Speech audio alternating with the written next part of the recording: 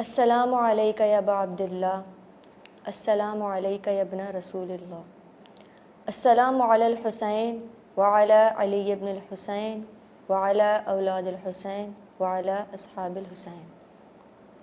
السلام علیکم ناظرین، میں ہوں آپ کی میزبان علیحہ فرزین، اور ایک بار پھر سے پیغام کربلا لیے آپ دیکھنے والوں کی خدمت میں پروگرام ہمارا مستقبل کے ساتھ حاضر ہوئی ہوں۔ ناظرین، جیسا کہ آپ جانتے ہیں کہ ماہ سفر شروع ہے، اور یہ وہ مہینہ ہے جس میں ایک معزز خاندان نے ایک بہت ہی دردناک سفر طے کیا، بلکہ اگر میں یوں کہوں کہ انہیں سفر طے کروایا گیا۔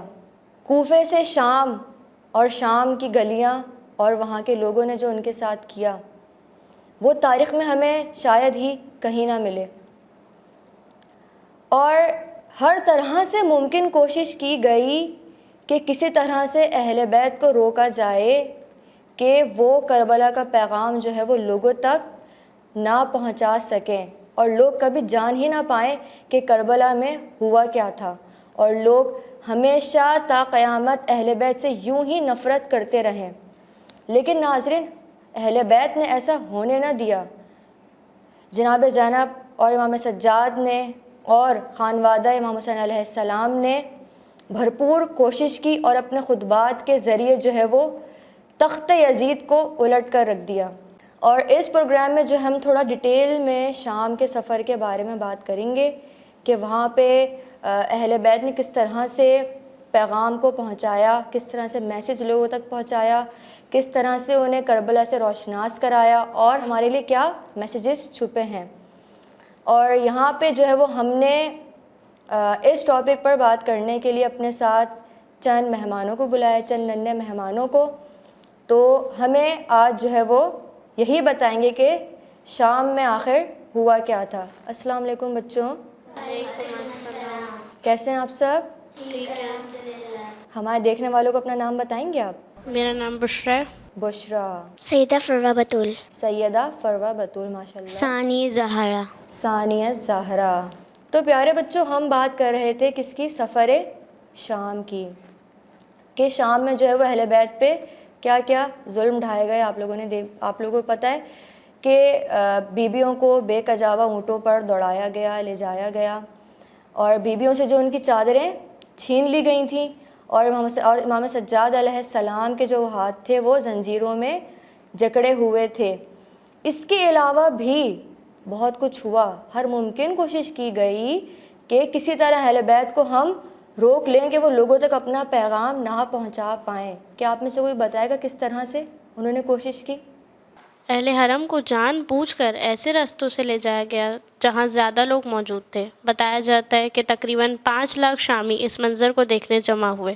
بہت خوب بشرا، بالکل سیدانیوں کو اور اسیران کربلا کو جو ہے وہ ہر اس راستے سے گزارا گیا جہاں پہ لوگوں نے زیادہ سے زیادہ دیکھ سکیں۔ کیا آپ لوگوں کو پتہ ہے، ایک روایت کے مطابق جب یہ قافلہ دمشق کے قریب پہنچا تو اس وقت بی بی کلثوم نے شمر سے درخواست کی اور کہا کہ اگر ہو سکے تو ہماری یہ بات آپ مانیں، اور جو سر ہیں، جو ہماری جو نیزوں پہ سر آپ نے بلند کیے، ان کو ہم سے آگے لے جائیں، تاکہ کیا ہو، جو تماشائیوں کی نظر ہے وہ ان سروں پر پڑے اور ہم پر نہ پڑے۔ اور ایک اور بات انہوں نے بولی کہ ہمیں ان راستوں سے لے جایا جائے جہاں پہ جو ہے وہ تماشائی اور لوگ جو ہیں وہ کم ہو، تاکہ ہم پر نظر ان کی کم پڑے اور ہماری بے حرمتی نہ ہو، ہماری توہین نہ ہو، اور ہمارے پردے کا بھی پاس رہے۔ لیکن آپ تو جانتے ہیں کہ شمر کس قدر ظالم تھا۔ اس نے حکم دیا کہ ان سروں کو جو ہے وہ قافلے کے بیچ میں لے جایا جائے، اور ہر اس راستے سے لے جایا جائے جہاں پہ زیادہ سے زیادہ لوگ موجود ہوں۔ پیارے بچوں، صرف یہی نہیں ہوا، بلکہ حد تو یہ تھی کہ اس قافلے کو 3 دن تک جو ہے وہ دربار سے باہر کھڑا رکھا گیا۔ کیا آپ میں سے کوئی بتائے گا کیوں؟ کیونکہ وہاں پہ جشن کی تیاری چل رہی تھی اور شام کو سجایا جا رہا تھا۔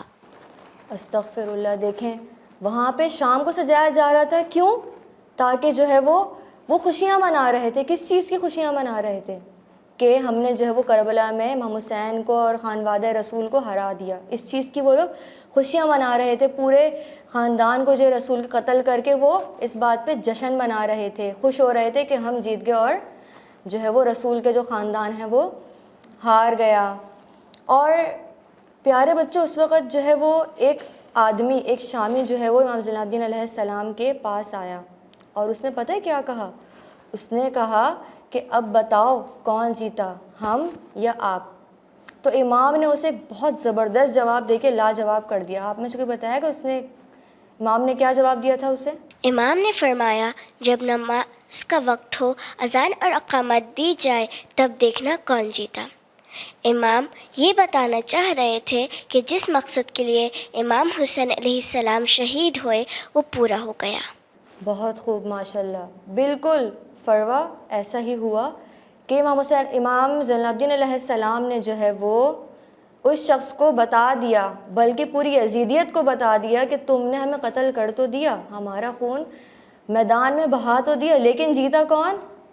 ہم. اور اس بات کی گواہی کیا ہے؟ یہ اذان. کیونکہ اذان میں جب اللہ کا نام گونجے گا, رسول کا نام گونجے گا, تو اس سے ہمیں کیا, یہ اس بات کا ثبوت ہے کہ رہتی دنیا تک اسلام کو ہم نے بچا لیا. یزید تم نہیں بلکہ ہم جیتے.